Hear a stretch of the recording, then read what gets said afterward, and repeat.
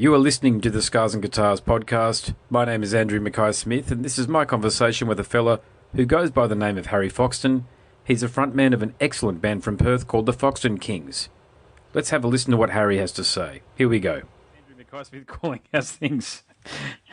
Yeah, well, thanks, mate. Well, yeah. That actually answers a few questions, actually, because for the last 2 minutes I've been going through the band's socials and I can't find a reference to anybody except for on Google for somebody in the band called Harry. So there you go. Yeah, well, Harry Foxton's like an alter ego type sort of vibe, yeah. So, okay. Yeah, that's kind of how I run on stage. I turn into Harry. So it's like it's kind of stuck. Okay, gotcha. So you're the band's frontman, is that right? I am, yeah. Wonderful. Yeah. Okay, that's great. Yeah, wonderful. No, look, I've been really getting into your stuff before we kick off. It's wonderful shit. I've got to tell you, it's look. Thank you very much. Man. You know, a point that I'm going to make through the conversation. I'll let you know. I'm recording this for 4ZZZ and also for my podcast series. Is that cool? Yeah, totally, yeah. Wonderful. All the above, man, for sure. And the other thing is just be yourself. I host an R-rated program, so just say whatever you want, however you want. It's all good. Okay. You know. Lovely. Yeah. But, yeah, I think a lot of people are going to mistake you guys for a heavy band when you're really a blues band, in my view, you know. So, but look, I'll pause. Yeah. I'll pause that for a moment. So, look, if it's cool, mate, I'll kick things off. So, mate, welcome to the show. Foxton Kings have possibly the gnarliest groove of any Australian band treading the boards in 2018. There is some serious Albert Collins deep and nasty blues licking that I think a lot of people are going to mistake for a Black Sabbath influence. So before we start talking about the new release, Money Money, tell me about the band's philosophical approach to creating music. Oh, the band.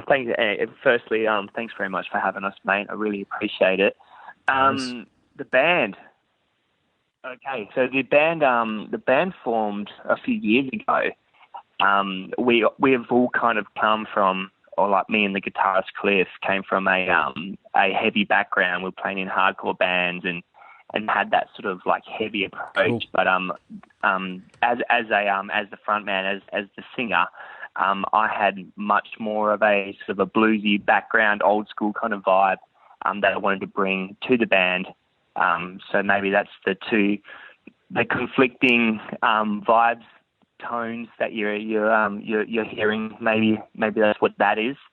Maybe it's just blues. It's just some nice heavy Delta blues that I'm hearing that even Led Zeppelin would be proud to call their own. But I just think a lot of people, as soon as you start doing that heavy blues thing, they go, "Oh, it's heavy metal," and it ain't. It's different. No, definitely not heavy metal, no. Yeah. I like to think of us still as just like rock and roll, man, like blues rock. Yes, like, totally. Yeah. I mean, everyone's so quick to sort of brand bands these days, or you sound like this band, you sound like this band, but I think just what we're trying to do at the moment is just be honest with our songwriting. I think that sort of cuts through the most. When you're honest to yourself, and to your songwriting, you don't put limitations on what you need to do. You know, you just kind of write it out, and it just happens. It's just a very natural thing. I've grown up listening to like Johnny Cash and Roy Orbison and sort of like, and recently obviously C.W. Stone King, and have all these sort of blues influences on my singing. But obviously, you listen to bands like Led Zeppelin. And even new band Rival Sons that are coming through at the moment. They're not that new, but they're kicking it. And just like these massive bands that have like a blues streak within their sound, it's definitely not dead. You know, it's a really cool a vibe. I think it's like a really electric kind of vibe. You know, that you can put it has like a blues undertone, but like a very sort of like forthcoming, sort of energetic vibe to it. Which we show on our live show as well, which is super. Yeah, I've seen the videos. Fun, that's solid. You know? Yeah. No, I think that's where it comes to life. You know, live shows is where it's at and where it will always be for us. So yeah. So when I got the promo from Lee, I responded to him pretty quickly and I said, "Mate, I have to chat to these guys here." So that's off the strength of the killer cut Money Money, which I listened to. So it was from that track there, or that cut there, that I know a lot of people won't have heard yet, that I got into the rest of your music. But just talking about Money Money, so I've already spoken about the blues, but something else. As a bass guitarist, and I'm a five-string bass guitarist primarily in 2018, I love great bass playing, and I've got to hand it to your guy up there, Yeah. mate. He's really doing it. But then you too, mate, some really solid reverb effect vocal. So is that the template for the Foxton Kings sound? Yeah, I mean, originally, like I said, it was just guitar, and I played drums my whole life. So, like, I would sort of be on the kit singing and kind of like being quite rhythm, sort of like I'd be singing a melody that would be quite rhythmic, if you like, with the guitar. But ever since we got Dane, who's the five-string slayer, as you say, he's excellent, and we have got on board Alex, who's our drummer, our percussionist. He's so great. He's probably the best drummer I've ever worked with, and he's unreal. So these boys definitely have their input and their flavour on our sound, which means like the four of us, with our powers combined, type five. That's the sound that you're hearing, and everyone has a part. It's not just me. It's not just the guitarist, not just the bassist, it's not just the drummer. It's all of us. That's the flavour, Like we all have a part to play in the sound, I think. So did you do? I know. Did you do some of that? I know Steven Tyler was a drummer in Aerosmith before he became the frontman. Yeah. Have you done some of that Steven Tyler style hazing on Joey Kramer? Have you done that to your drummer? Because I know Joey Kramer in his autobiography talked a lot about that, actually, how Steven would just punish him. Yeah, no, not at all. Alex, my drummer, he would just school me. He's a lot better than me as a drummer. Yeah. Yeah, totally. So I've got some more ideas, but I'm a lot more sort of like classic sort of rock and roll. Yeah. He's a lot more educated and he has a lot more sort of to bring to the table in various sort of fields than I would. So I'd never sort of never go down that line. But we all appreciate each other's values and opinions in the band. That's how you write great songs. There's no limitations. You just bring everything to the table, and just like even if you think it's going to be a crap idea, you still run it anyway because it might sound good. It might not sound good to the as an idea, but when you actually hear it and you hear it back through an instrument, that's when it can sound great. But regarding to the vocal sat back, like you're saying, our producer Andy Lawson from Debassa Studios here in Perth, Mm-hmm. I did talk to him about that, about the sound I was sort of going for versus sort of what I've done before on previous sort of songs and now releases that we've done, and we kind of came together in the sense of keeping it old school in the sense of what would you call it? Keeping it sort of like honest, I guess. Sure. Is probably the best word to my vocals and how I sing. So he just put like a single delay on it, like that like Elvis or someone would use, back in like the 50s and 60s. It was just like a single slap delay, that was happening, like a kind of like a spring effect on the vocals. So when like the chorus would hit with the money, it would sound quite full once the band opened up. Yeah, it does. Yeah, it's a great choice. Also in the verses, it has that kind of haunting kind of like, where's this going? But it's kind of very raw still. And when I heard it back, the first time when I heard, obviously when I put the vocals down and I went back in after tracking and I heard, man, he goes, how about this? And I was like, man, that's it. So there's a lot of that on our EP that will be coming out later this year, early next year. There's a lot of that sort of vibe. The vocals sound very, very sort of. I use the word haunting. Haunting is probably not the best vibe, but yeah, that's kind of how it sits in my mind.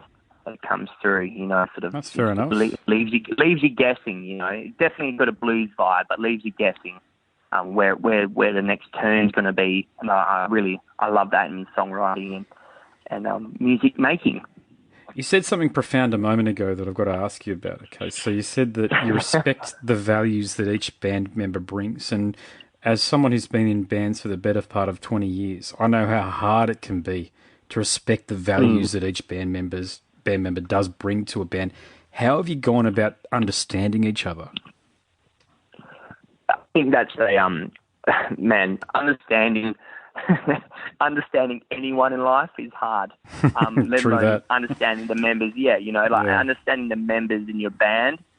Like it's like trying to understand your wife. You so want to. You're a married man as well, I take it? No, I'm not. You're not? You're pretend talking like a married man, that's for sure. That's where the Harry comes from. I'm an old man, mate. But no. And I mean, I think there needs to be a point where you can, I think once you accept you can never kind of understand someone fully, that's when you kind of, you almost want to keep listening because you're never sure. You know, when you're certain of something, you might sort of like just let it slip because you're sure it's going to happen a certain way. When you're not certain, you might go, you're forever all ears, if you like, you know. If that makes sense. It does, complete sense. But I like always listening because I like always sort of learning. I mean, you can never learn too much, and You sound like an old soul, mate. That's what you sound like. Yeah, you sound like you've got a lot of insight. I try. Yeah. Well, but okay. And when I was reading the bio that Lee sent to me, okay, it talks about Money being based on a shady character from the band's past. So can you talk about who that might be without referencing who exactly it is?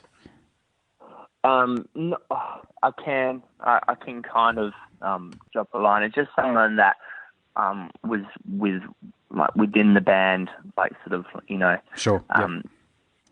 I think musicians will understand what you're saying. Yep. Yeah. And it just didn't really, you know, like the vibe that was put forward, sort of, you know, and the I don't know how we go about things in the band's quite sort of regimented, and we've got a goal, like an overall goal that we want to achieve. And when someone like enters the band to try to sort of like, you know, put their 2 cents in it and try to wrestle control away from the rest of the band members. You know, it's like a blunt cog in your bike. You know, you're just not really going anywhere with it. And it was just sort of, it had all these great ideas and all this sort of stuff, but really was quite stagnant and wasn't going anywhere.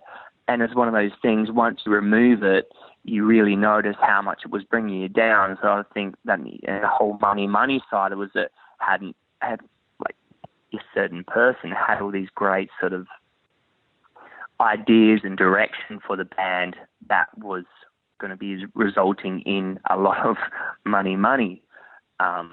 You know, that we're going to need or going to be making a lot of this sort of cash. And that's where I'm like, I elaborate sort of through story, but I elaborate within the song that, like, you don't really see it, like a left hook swinging. You don't see it, you know, until it's last minute, you know. Yeah. There's a lot of little hidden messages in there that a lot of people could take in their own way as well. And I like writing songs like that. It's not just direct, you know, not direct. Someone stole me purse and I'm chasing after them. It's twisted. Anyone can take it any way they like. And I like writing songs like that. That is not, you know. It's relatable. Yeah, the common man can relate to what's going on in your lyrics.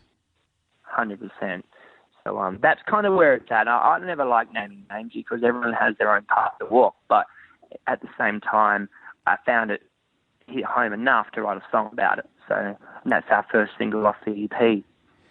Well, it's a wonderful single. Yeah, I mean, it's a song that inspired me to reach out to you, mate. So I really hope it does the business for you.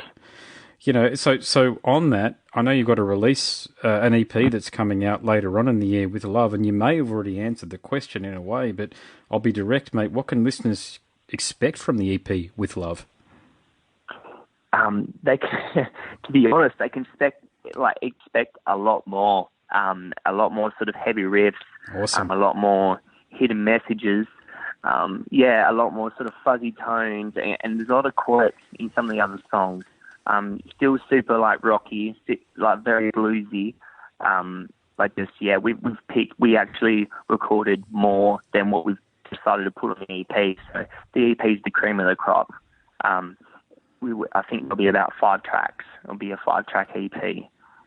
So you actually had enough for an album, and you decided to release an EP from the sounds of things. Yeah, we have. Yeah, well, we're quite sort of harsh on what we try to release. So we wrote a lot of songs. We recorded a few, and then we picked these 5 out of the ones we recorded. So we really hope that the listeners, and it's quite versatile as well. They're not all they're all very different. You know, all different flavours.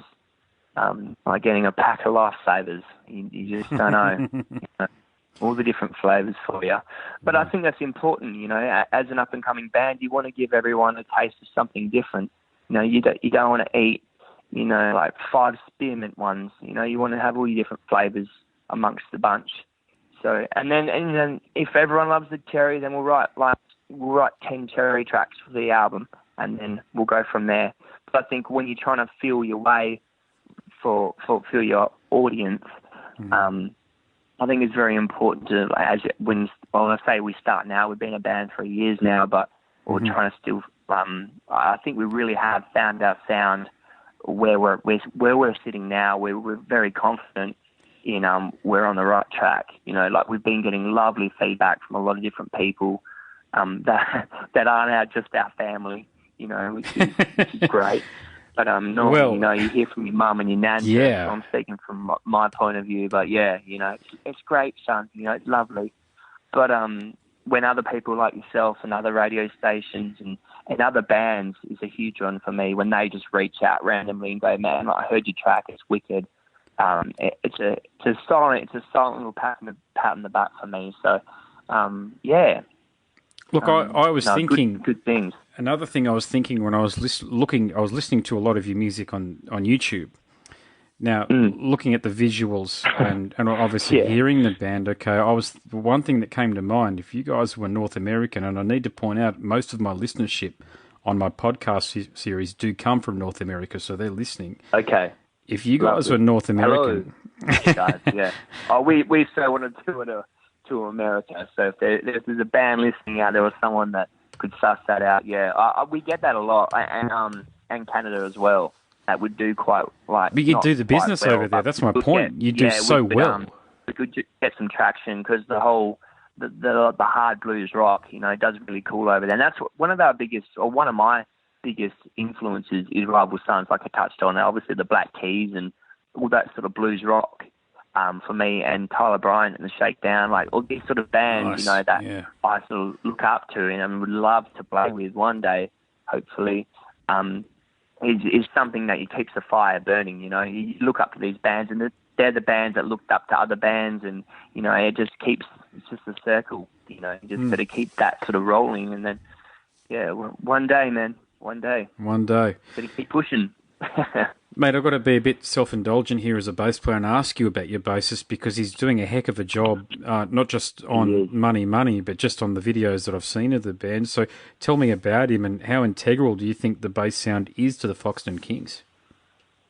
The bass sound has been, well, lately, in the last year, Dane's really stepped forward in writing of the bass lines and that sort of thing. Because we had a bit of a lineup change. But we've always been quite rhythmic with the bass and drums. Obviously, the drums, like I said, touched on before, has been my background. But it's always kind of been there. But since Dane has joined, it's been very sort of like he's been forward with ideas that we've really taken on board, and we love the bloke. He's a massive bloke. He's just a big fucking friendly giant that just, you know, he can just riff after riff, and he's just he's an absolute lad, and we love him, and he's so like tight, you know, like he's just ridiculous, like because our rhythm section, that they've both come from WAPA, which is our performing arts, like sort of in Perth, like kind of like NIDA, or it is like NIDA, but for Sydney. They both come from WAPA, and they're just, you know, they're great. They're just absolutely great. And it's a pleasure working with them, and we're very lucky and our guitarist as well, Cliff. He loves it as well because different sort of members in the past that they kind of haven't really, or they've gelled, but I think Cliff's sort of put his sort of views forward that he loves playing with these boys as well. It's a lot easier for him to sort of riff along when there's a steady rhythm section, you know, to guide him. But Dane plays all kinds of music. He plays anything from jazz to sort of our music. You can hear that. Sort of yeah, you can definitely hear that. He's very versatile, which is unbelievable as a bassist, you know. We're very lucky to have him. So I'll take a tangent. You said something earlier in the conversation that you have a hardcore, and I'm going to assume it's a hardcore punk and metal background. So can you tell us about that? Yeah. Okay. Yeah. So obviously not lyrically or vocally. I didn't. I played drums. It was a band called Stillwater Claims. It was a heavy hardcore band. It was kind of post-hardcore. We had some clean singing in the choruses and bridges and whatnot. But I grew up. I grew up listening to some, you know, your Parkway Drive and or like those, not like all those sort of like North Lane. Yeah, gotcha. Yeah. North Lane. Yeah. Yumi at Six, like Census Fail, kind of those punky sort of like hard rock, sort of like hardcore bands. And what's funny is our Crooked Tales album, we actually went over to Melbourne and recorded with Callan Orr from Avalanche Studios, and he plays in a band called Dream on Dreamer, a Melbourne band, hardcore band. Yep. And we did some shows with them when I was in my hardcore band and met him, and like our first Foxton Kings first EP, Crooked Tales, we ended up going recording with him because he's a great dude, and and that kind of set us off on our way, and it's kind of always had a heavier sort of background, kind of like an overtone. But I think what it is with the heavy music, it's the energy, and I'm sure you've been to heavy shows, and it has that kind of like vibe where, you know, everyone sort of engages straight away because there's that real sort of heavy bounciness. Yeah, it's a release. It's typically... Yeah, it's a release. There's a bit of an angst, and it's just everyone can, in some way, even if it's just someone stole your shopping trolley, like everyone has that little bit of angst that they just want to release at times. You know, it has its point, you know, it has its value. I think every sort of genre of music has a value to someone at some point, you know, and that's why I'd like to kind of cross-blend the blues with that bouncy sort of angst, and that's probably where our sound comes out. Like, I don't know if you heard our song, Mood Kite, but that's very bouncy and quite sort of like forward. Okay. I'll check it out. Tone. And it's kind of, you know, and there's a massive big outro. It's pretty much like a breakdown. It's like a riff breakdown outro. And, there's a lot of fun in that song. And it's so fun playing that vibe, you know, because 9 times out of 10, by the end of it, everyone's bobbing and just moving to it, you know, and it's just a great feeling as a musician, as a songwriter, to see people engaging, you know, with your music. I think what you just said makes a lot of sense to me because, I was definitely picking up on I would never call it a metal vibe, but it's an intense vibe that the band has got, but it's unabashed blues music, right? It's deep down, dirty and nasty blues in the best possible sense, I say that. But I think what you've just said makes a lot of sense to me as someone who listens to a lot of heavy music, a lot of blues, a lot of funk, a lot of disco even, you know. I love disco music, by the way, because I'm a bass guitarist, obviously, so I get right into Brothers Johnson and a lot of that sort of stuff. But when you talk about, you know, those bands like North Lane and Parkway Drive, and they're very intense outfits, let's face it. And it's that white-knuckle tension I think I can hear underneath the musicality that's going on. It feels like things are about to explode in any minute with your music, but they don't. You keep it all together. Yeah. Like my last mate. Yeah. 100%. Yeah. No, that's you said it very well. You said Awesome. It very well. That's kind of how it feels as though live. There's always that point. But I mean, live you can give a lot more as well, you know, which is great. Like I said before, our live shows where it's at. I think our true colours of like seeing us live and just sort of sure. embracing the energy, the electric feel. as MGMT said. But I think it's great. It's a great thing to be a part of for me personally. And it's a great thing that the boys are also enjoying at the moment. And I'm glad that you really enjoy our new single, Money Money, as well. I do, mate. I love it. Another one to the list. Yeah. Well, mate, when are you? Good to hear, mate. I really appreciate it. Look, it's a cliche being a band from Perth asking you this question, but when are you coming over here, mate? I mean, I'm on the I veer between the Gold Coast and the Sunshine Coast, mate. But I assume Brisbane is in order in terms of a live gig sometime soon. So can we expect you over here soon? I would like to say yes. We are planning to try to get over, to Melbourne, Brisbane, Sydney later this year. It just depends on funds and the traction we get with it. Yeah, sure. And I would love to get someone on board or another band on board. I mean, I would, and I'm quite keen to do weekenders as well. Just sort of fly over and do a couple of shows and then fly back. But yeah, it's just a finance thing and getting on the right shows with the right bands that sort of share the same sort of the vibe as we do. But yeah, we're more than happy to start travelling with it. It's been a couple of years in the works, but we've got some friends in Melbourne that we're pretty keen to play with us. So that's on the card. So we might be able to sneak up to Brisbane and link up. I hope so. I mean, look, if I can help out in any way, I'm a big fan, a massive supporter. I mean, I've got some, I wouldn't say deep contacts, but particularly on the Sunshine Coast, around venues around there at Soul Bar, David Dean, a local promoter on the Sunshine Coast, these sort of guys, Caloundra RSL. Mate, if ever you're over here, please do hit me up, because I'd love to try and link you up. And I know it's an extra airfare to come up here, but what you're doing is important, mate. And I think, people need the release. You know what I'm saying? People need. You talked about the electric feel, the MGMT thing. Yeah, 100%. Yeah, people need the release. I've got a lot of brothers out there that need, brothers and sisters that need to hear your music, and the way to do it is live. And I mean, it's 100%. It's just one of those things, man. I mean, I'd love to see you up here, is what I'm saying. Yeah, lovely. I would love to be there, man. We'll make it happen. We'll make it happen. A silent handshake on it. Fingers crossed. Well, mate, I'll make this my final question. How can people get in touch with you? So obviously you've got a Facebook page, but mate, your music's very important as far as I'm concerned. How can people listen to that, and how can people communicate with you? Okay, yeah, like you said, we have Facebook. Obviously we've got Instagram, Bandcamp, Spotify that everyone can sort of listen. We've got SoundCloud, iTunes. Yeah, I mean, if you can reach out through Facebook or Instagram, we're quite social on those two platforms, and we're quite engaging with them as well. So, I mean, if you reach out, we've also got a website, email. There's everything. Everything's there, sort of, to reach out, and we'll reply within the day.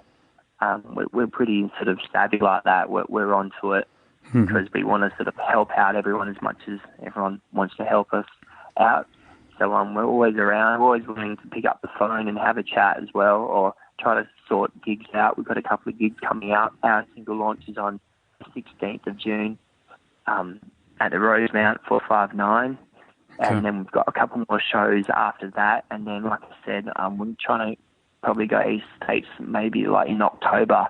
So that's a loose plan, and to release our EP off that. So, but yeah, like I said, Facebook, Instagram.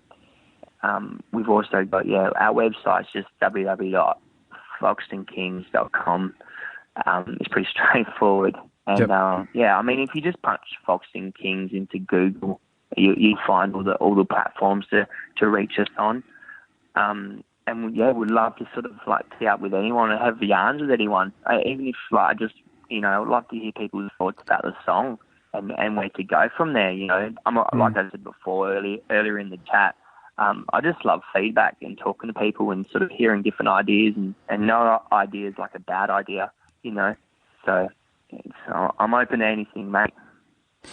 Great to hear. Well, I encourage anybody listening to get right into it. It's universal music, this stuff here, whether you're a a rock fan, an urban music fan, a pop music fan, or what have you. There's something for everybody in the Foxton Kings sound. No two ways about it. So, mate, good luck with everything. I really hope to see you over here sometime soon. I'd love to catch up for a beer when you are over here. Oh, plenty of them to be had, my friend. Well, thanks very much for your time and having us, mate. And, all the best for the show, and I'll speak to you soon. No worries, mate. Thank you so much, Appreciate it. All right. Thanks, buddy. Thanks, Bye-bye. You are listening to the Scars and Guitars podcast. My name is Andrew Mackay-Smith, and that was my conversation with a fellow who goes by the name of Harry Foxton from Perth band, the Foxton Kings. Thank you so much for listening.